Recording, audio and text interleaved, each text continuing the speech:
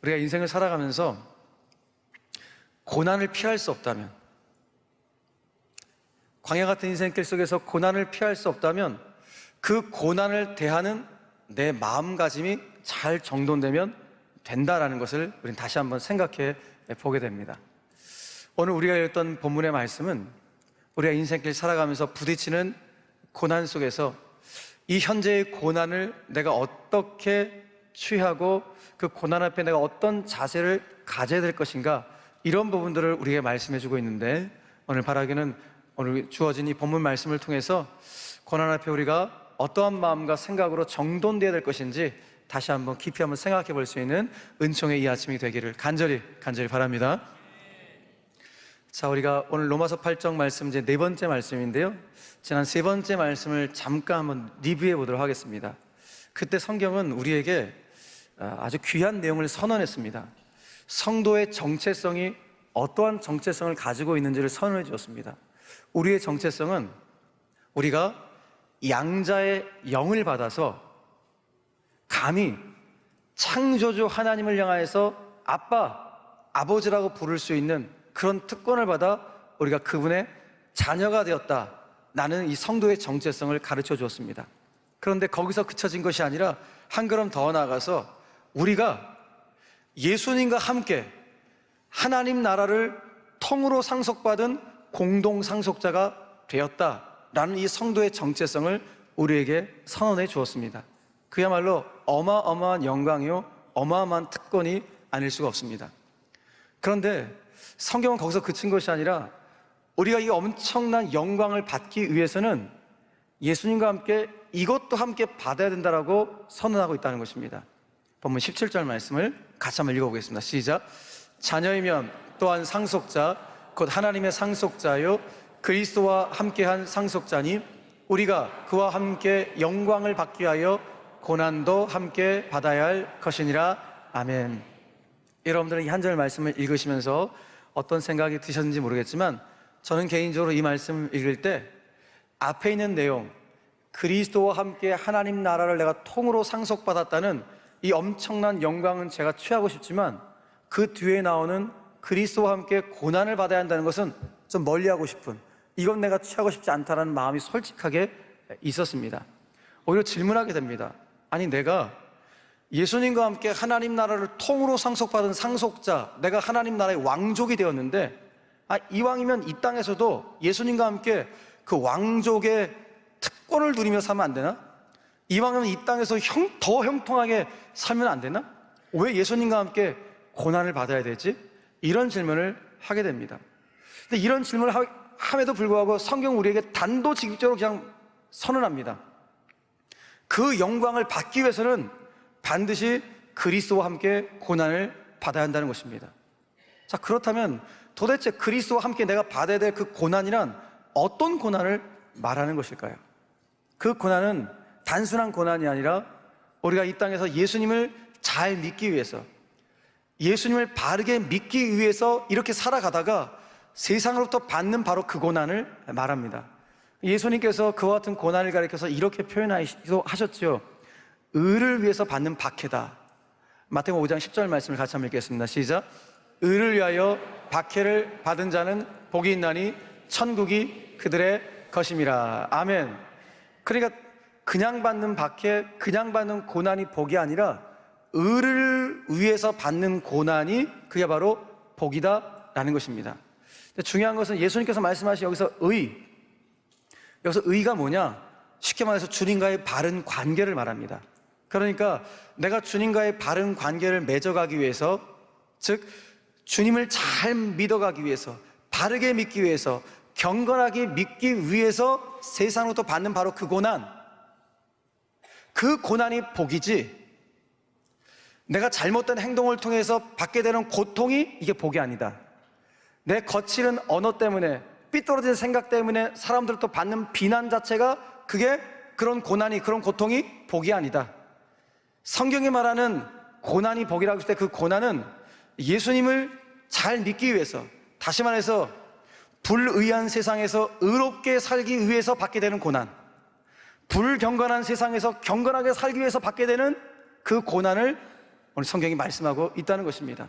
아무튼 중요한 것은 불의한 세상에서 의롭게 살게 될 때 고난이 찾아온다. 불경건한 세상에서 경건하게 살고 싶을 때 고난이 찾아온다는 것이 성경의 가르침인 것입니다. 자, 그렇다면 우리도 질문해야 돼요.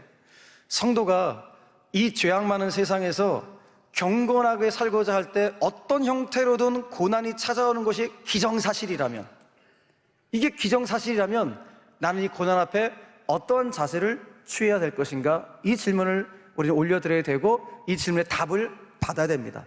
근데 오늘 우리가 읽은 본문은 그 답을 명확하게 우리에게 보여주고 있습니다. 어디에? 18절 말씀을 같이 한번 읽겠습니다. 시작. 생각하건대 현재의 고난은 장차 우리에게 나타날 영광과 비교할 수 없도다. 우리가 고난 앞에서 가장 먼저 취해야 될 자세가 뭐냐? 생각해야 된다는 거예요. 생각해야 돼요. 여러분, 성경은 우리에게 믿음만 강조하지 않습니다. 하나님은 우리가 제발 생각하면서 살아가라고 생각을 강조합니다. 무엇을 생각하라는 것입니까? 정말 진중하게 생각하고 비교해 보라는 거예요. 무엇을요? 현재의 고난과 장래에 내가 받게 될 영광의 무게가 이게 얼마나 차이가 나는지를 한번 생각해 보고 비교해 보라는 거예요. 그래서 여기서 비교라는 이 단어는 저울질 해보라 라는 원어적인 의미를 가지고 있어요. 그러니까 저울질 해보라는 거예요. 현재 내 앞에 닥친 이 현재의 고난의 무게감이 더 무거운지, 아니면 내가 장차 받게 될 장래의 영광의 그 무게감이 더 큰지 한번 곰곰이 진중하게 생각하고 비교해 보라는 거예요. 저울질 해보면 알게 될 거라는 거예요. 무엇이 더 무겁다? 장래에 내가 받게 될 그 영광이 어마어마한 무게감이라는 것을 반드시 알게 될 거라는 거예요. 근데 우리의 문제는 무엇인가 하면은 현재의 고난이 원래는 여기 있어야 되고 장래의 영광은 여기 있어야 돼요. 왜? 장래의 영광의 무게감이 더 무거우니까. 이렇게 돼 있어야 돼요. 근데 우리의 문제점이 뭐예요? 이렇게 돼 있다는 거예요. 왜? 현재 닥친 이 고난을 내가 더 무겁게 생각하니까 장래의 영광의 무게감을 보지 못한다는 거예요. 성경이 오늘 우리의 눈을 열라는 것입니다.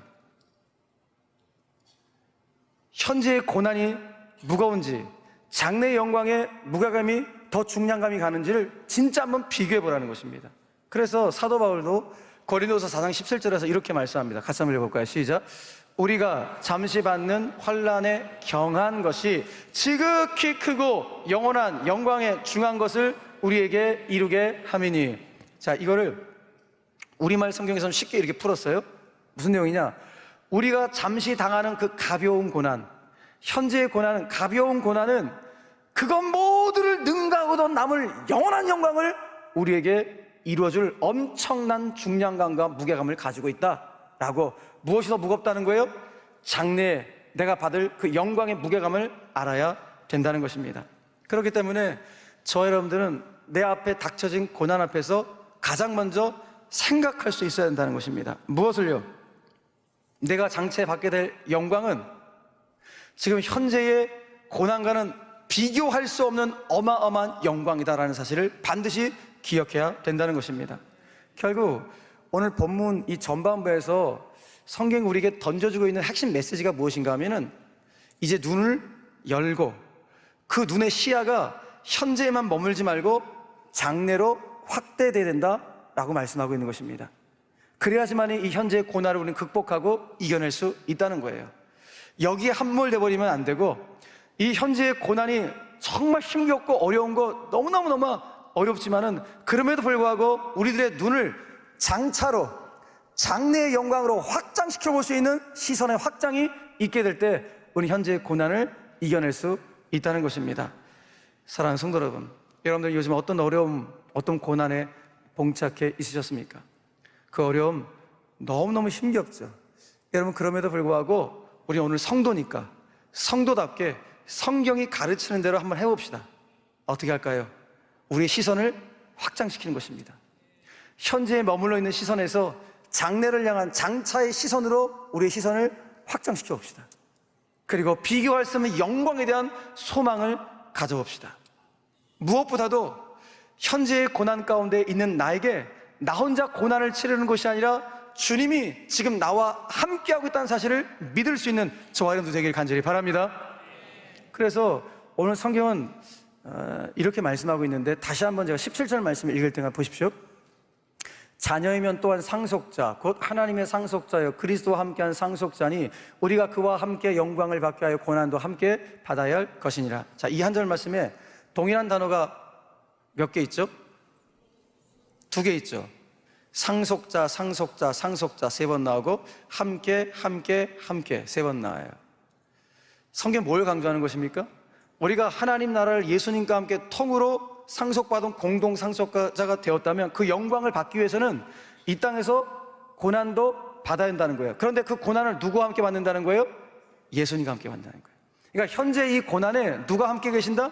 예수님이 나와 함께하고 있다는 이 믿음을 놓쳐서는 안 된다는 것입니다. 여러분, 우리가 성경에서 잘 아는 인물 중에서 요셉이란 인물이 있잖아요. 요셉이란 인물을 결정짓는 성경의 한 구절이 있습니다. 요셉은 이런 사람이었구나라고 딱 결정짓는 한 구절이 있는데, 창세기 39장 2절 말씀을 같이 한번 읽겠습니다. 시작. 여호와께서 요셉과 함께 하심으로 그가 형통한 자가 되어 그의 주인 애굽 사람의 집에 있으니. 아멘. 바로 이것이 요셉의 인생을 그냥 한 구절로 딱 요약해버리는 말씀이에요. 여러분, 그런데 요 구절이 쓰여진 바로 이 시기, 이 타이밍에 요셉의 상태는 어떤 상태였다는 거예요? 애굽의 노예예요. 보디발 장군의 집에 노예로, 종으로 살고 있는 거예요. 노예라는 위치는 자기 뜻이 없어요. 자기 생각이 없어요. 그야말로 완전 밑바닥 인생을 살고 있는 거예요. 근데 그 밑바닥 인생을 살고 있는 요셉을 향하여 성경의 평가는 뭐예요? 형통한 자라고 평가하고 있다는 거예요. 아니, 세상 누가 봐도 형통한 자가 아닌데 가장 밑바닥 인생 천한 삶을 살아가고 있는 사람이 무슨 형통한 자라고 이야기할 수 있는가? 라고 반문할 수 있겠지만은 성경의 시각, 하나님의 평가는 뭐예요? 요셉이 바로 형통한 자라는 거예요. 이유가 무엇입니까? 성경이 말하는 형통의 기준은 세상과 다르기 때문이에요. 성경이 말하는 형통의 기준은 하나님이 그 사람과 함께 하는가 그렇지 않은가가 형통의 기준이에요. 그런데 요셉은 하나님이 함께하고 있었기 때문에 요셉이 바로 형통한 자가 되었다는 거예요. 뒤집어 말하면 요셉이 그 순간 자기가 가장 밑바닥 인생, 천한 인생을 살았지만 그럼에도 불구하고 그 현재의 고난을 이겨낼 수 있는 비밀이 무엇이었는가? 그 순간 주님이, 하나님이 나와 함께하고 있다는 사실을 믿었기 때문에 그 모든 현재의 고난을 이겨내 극복할 수 있었다는 것입니다. 사랑하는 성도 여러분, 현재 내가 맞닥뜨리고 있는 고난이 힘겹고 고통스러운 거 사실이죠. 이거 사실이지만은 그럼에도 불구하고 여러분, 우리 너무 크게 낙심하거나 절망하지 맙시다. 저 여러분들이 걷는 길이 의를 위한 길이라면, 다시 말해서 주님과의 바른 관계를 맺고 싶어서 정말로 바르게 신앙생활을 하기 위한 길이라면, 주님의 기쁨이 되기 위한 길, 주님의 영광을 위한 그 길로서의 인생길을 살아가신다면 여러분들의 장래에는 반드시 영광과 상급이 기다리고 있는 줄 믿으시길 바랍니다. 이 장래에 대한 영광의 무게감을 반드시 알아야 되고 그 눈이 열려야 된다는 것입니다. 그렇기 때문에 우리 성도들은 정말 아무리 힘들어도 one day, 바로 그날을 소망하며 그날을 인내하며 그날을 기다릴 수 있어야 합니다. 여러분, 그래서 우리는 소망 가운데 있는 존재예요. 여러분, 소망은 보이는 것입니까? 소망은 안 보이는 거예요. 소망이라고 하는 것은 볼 수 없는 것을 보게 될 줄로 믿습니다라고 기다리는 게 소망이에요. 그래서 오늘 성경이 이렇게 말씀하시잖아요. 24절, 25절 말씀 보니까 보이는 소망이 아니다. 보는 것을 누가 그 소망하겠느냐? 만일 우리가 보지 못하는 것을 바라면 참음으로 기다릴지나. 그러니까 성도는 보이지 않는 것을 소망하는 자들이다. 그걸 보게 될 줄로 믿고 참음으로, 인내함으로 기다리는 존재가 성도다라고 말씀하고 있는 것입니다. 그런 차원에서 오늘 저와 여러분들은 앞에서 나눴던 내용들로 무장되어 있어야 돼요. 어떻게 무장되어야 될 건가? 현재의 고난을 극복하고 이겨낼 수 있는 길은 이 3가지밖에 없다는 거예요. 첫 번째, 장차를 향한 시선의 확장이에요.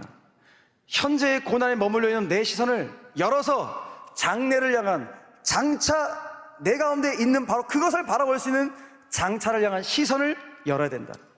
두 번째, 정말 비교할 수 없는 어마어마한 영광에 대한 그 소망을 반드시 가지고 이 소망으로 무장되어 있어야 한다.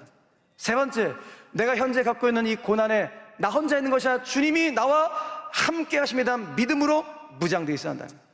시선에 대한 무장, 비교할 수 없는 영광에 대한 소망에 대한 무장, 주님이 나와 함께 하시는 믿음에 대한 이 세 가지로 무장되어 있을 때, 여러분, 우리에게 닥쳐있는 현재의 고난을 우린 지혜롭게 잘 극복하고 이겨낼 줄로 믿으시길 바랍니다.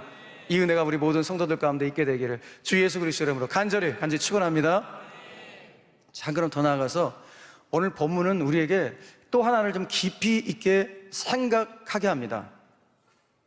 지금 본문의 주제가 오늘 설교 제목처럼 고난과 영광이에요. 더 구체적으로 말하면 현재의 고난과 장래의 영광이에요. 고난과 영광은 부부관계예요. 뗄래야 뗄 수가 없어요. 영광을 내가 원한다면 고난이 그 앞에 있어야 돼요. 그러나 내가 지금 고난을 겪고 있다면 반드시 그 뒤에는 영광이 기다리고 있어요. 반드시 고난과 영광을 함께 가요. 그런데 우리 인간들이 이 영광의 그날을 소망하면서 기다리고 있는 거 아니겠어요? 참음으로 기다릴지라 인내하며 그 영광의 그날을 소망하는 거예요. 우리 사람에게서 가장 영광스러운 그날은 언제입니까? 우리가 완벽하게 구원받는 날, 다시 말해서 이 몸에 부활이 있는 날. 오늘 본문 말씀 보니까 몸의 속량을 받는 그날, 내 몸이 부활하는 영광스러운 그날을 우리가 지금 기다리고 있는 거예요. 그날을 향해서 우리는 가고 있는 것입니다. 그런데 이것을 우리 인간만 고대하는 것이 아니라 오늘 성경 보니까 누구도 고대하고 있다는 거예요? 피조물들도, 자연 만물들도 고대하고 있다고 말씀하고 있다는 것입니다. 자, 오늘 본문 말씀 19절 말씀 같이 읽겠습니다. 시작.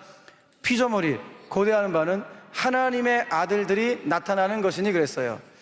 자, 여기 하나님의 아들들은 저와 여러분들 하나님의 자녀를 말해요. 근데 이 피조물들, 그러니까 인간을 제외한 모든 피조세계, 우주 만물 모든 것을 다 포함하는 게 이 피조물이에요. 인간을 제외한 모든 것들이 우리 하나님의 자녀들이 나타나는 것을 기다린대요. 고대한대요.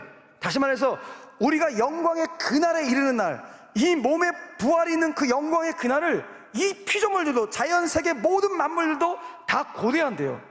그래서 그 다음 구절 21절 말씀 보니까 이렇게 기록되어 있어요. 이 피조물들이 바라는 게 있다는 거예요. 진짜 소원하는 게 뭐냐? 이 피조물들도 썩어짐의 종로로 탄 데서 뭐 하는 거예요? 해방되는 거예요. 그러니까 자연 만물들이 그냥 놔두면 다 썩어 없어지는 것이죠. 근데 이들이 지금 묶여 있다는 거예요. 이 썩어짐에 묶여 있대요. 이 썩어짐에 묶여 있는데, 이 썩어짐에 묶여 있는 종로로 타는 노예의 상태에서 이들도 해방되고 싶다는 거예요. 언제?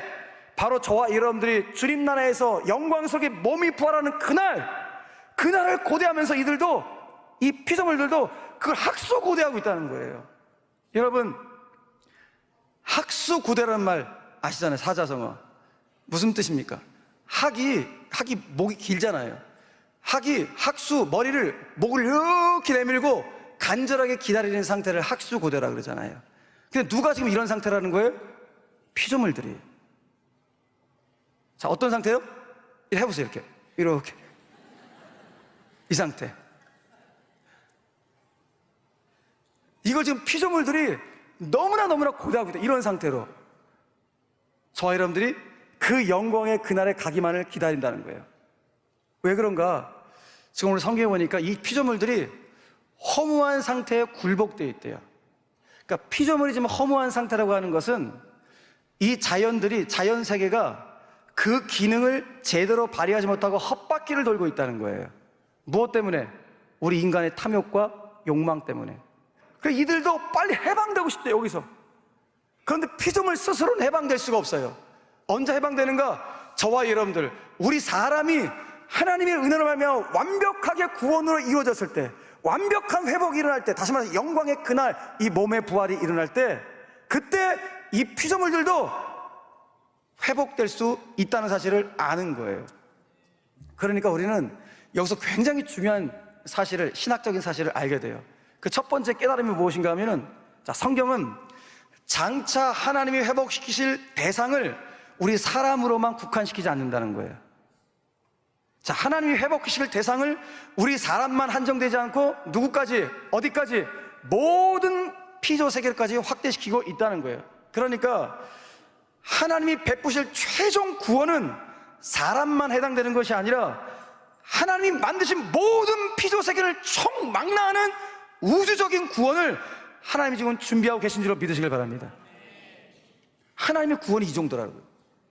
저와 여러분들만의 회복이 아니라 온 천지만물의 회복, 온 우주적인 구원을 하나님이 지금 계획하시고 이루시고 이제 완성해 가실 것입니다. 이것을 반드시 기억해야 돼요.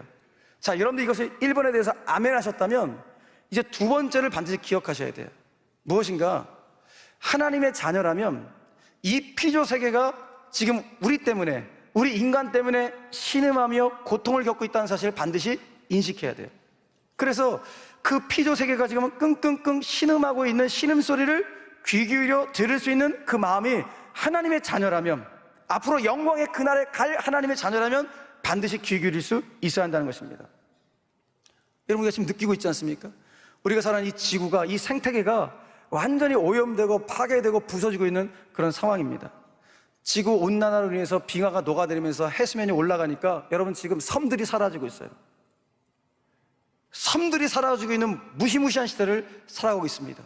지구의 체온이 계속 상승하니까 홍수와 가뭄 등 정말 상상하기도 어려운 환경 재앙들이 예고되고 있습니다.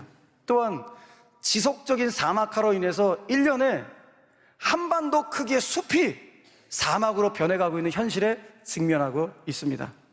오존층이 파괴되어서 인간이 백내장 그리고 여러 피부암 등의 각종 질병에 노출되어 있는 상태입니다. 그야말로 지구 상태가 총체적으로 오염 가운데 있어 중병을 앓고 있는 그런 현실 가운데 우리가 마주치고 있는 것입니다. 무엇 때문입니까? 우리의 탐욕, 욕망 때문입니다. 인간의 욕망 때문에 피조물들이 신음하고 있습니다. 인디언들의 속담 중에 이런 격언이 있다고 합니다. 자연은 조상들에게 물려받은 것이 아니라 후손들에게 빌린 것이다. 어마어마한 통찰력입니다. 여러분, 이 피조 세계를, 자연을 내가 조상들로부터 물려받은 것이라고 생각하면 내 것이네? 라고 마음껏 사용해요. 자기 마음대로. 그런데 이것은 내가 후손들에게 빌린 것이라고, 빌려온 것이라고 내가 생각하면 내 것이 아니니까 소중하게 가꾸며 정성스럽게 우리는 그것을 대하며 살아가게 되는 것입니다. 여러분, 그렇기 때문에 지금 이 시대 우리 그리스도인들이 가져야 될 또 다른 사명 중 가장 중요한 사명 중에 하나가 무엇인가? 다른 것이 아니라 신음하는 피조 세계에 귀를 기울이는 사명이 우리에게 있다는 것입니다. 그로 인해서 자연을 아끼려는 마음이 회복돼야 되고, 미력하지만 내 삶의 자리에서부터 지구를 되살리려는 이 애씀이, 이 노력들이 우리 가운데 있어야 됩니다. 무엇보다도 하나님이 지금 당신의 이 창조 질서를 훼손시키지 않는 당신의 창조 질서의 수호자를 지금 찾고 있다는 사실을 여러분 믿으셔야 합니다. 하나님 우리 인간에게 당신의 이 창조된 세계를 맡기셨습니다. 잘 관리하라고 보존하라고 맡겼는데 우리가 다 훼손시켜버렸습니다. 다 파괴시켜버렸습니다. 그래서 지금 하나님도 당신의 창조 질서를 수호할 창조 질서의 수호자를 찾고 계시는데, 오늘 이 자리에 있는 수원절개 영가족들이 하나님이 찾으시는 창조 질서의 수호자들이 되시기를 주 예수 그리스도 이름으로 간절히 축원합니다. 말씀을 정리하겠습니다. 오늘 우리는 로마서 8장 본문을 통해서 크게 두 가지를 여러분들과 좀 생각을 해보았습니다. 첫 번째는 현재의 고난을 내가 극복하고 이겨낼 수 있는 가장 기본적인 태도가 무엇인가 라는 것을 함께 나누었습니다. 세 가지였죠. 첫 번째는 장차를 향한 시선의 확장, 저 장래를 향한 시선의 확장으로 내 눈을 떠야 된다. 두 번째, 소망하자. 무엇을? 비교할 수 없는 영광을 소망함으로 현재의 고난을 극복하자. 세 번째, 이 고난이 나 혼자 있는 것이 아니라 주께서 나와 반드시 함께 하신다는 믿음으로 무장하자라는 내용들을 함께 나누었습니다. 또 하나의 내용은 창조 질서를 수호해야 할 하나님의 자녀인 나는 이 피조 세계의 신음에 반드시 귀 기울일 수 있어야 합니다. 왜냐? 앞으로 하나님이 구원할 이 최종적인 구원은 사람에게만 한정되어 있는 것이 아니라 하나님 만드신 모든 피조 세계를 총망라하는 우주적인 구원이기 때문에 오늘 우리가 빚진 자의 심정으로 피조 세계의 그 신음소리에 귀 기울여 미력하지만 내 작은 자리에서부터 내가 살고 있는 이 지구를 되살리고자 하는 그런 작은 노력을 하는 것, 바로 그와 같은 사람들이 하나님이 이 시대에 찾으시는 창조 질서의 수호자라는 사실을 잊지 않으시고, 이러면 삶의 자리에서 이 하나님의 뜻을 거룩하게 이뤄들 수 있는 신실한 말씀의 사람들, 믿음의 종들 다 되시기를 주 예수 그리스도의 이름으로 간절히 축원합니다. 축원합니다.